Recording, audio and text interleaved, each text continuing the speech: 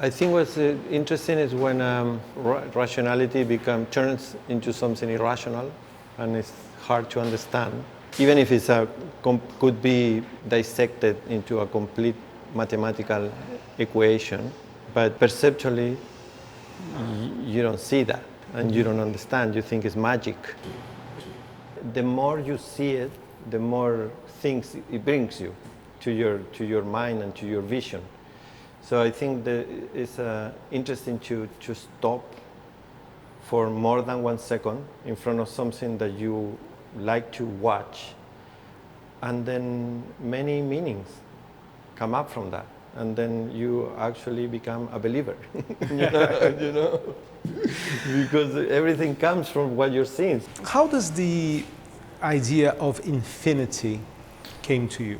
Everything started with the idea of repetition, you know, and how repetition kind of brings you in a state of mind like a mantra. Music does play a role in your mind. Mm-hmm. What music inspires me is the poetry of how the musical becomes a narrative, you know, and it becomes poetry, or it becomes the content of an actual visual work.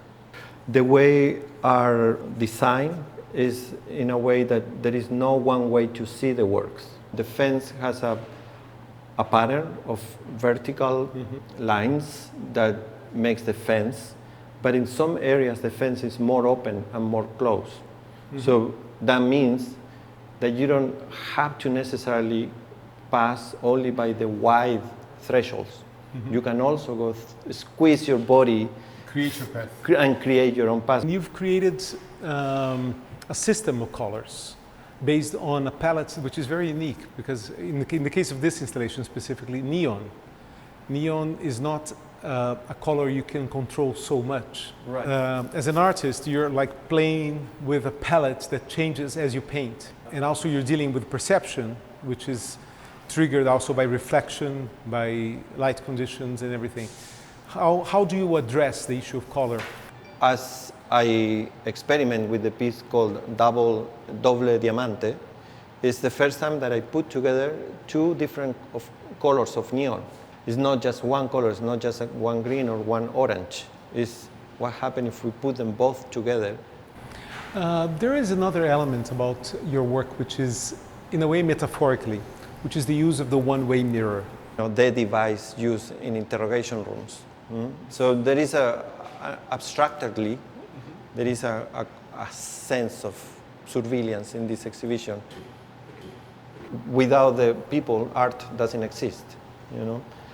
And people probably are in need of art more and more, which I find very beautiful too, especially in this time that people are really looking to enjoy art as a way of I don't know, maybe a relaxation or avoid their usual problems.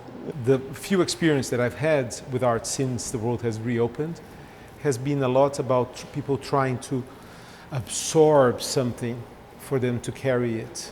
And I see this in general public. I mean, seeing how people are starting to value the experience of art in a different way. And actually, I think it has to do a lot with the isolation moment, you know, that people are actually reading more, you know, thinking about philosophical problems, social problems, and enjoying music more. I mean, in a way, when I look at this, I see something inside of me that is outside.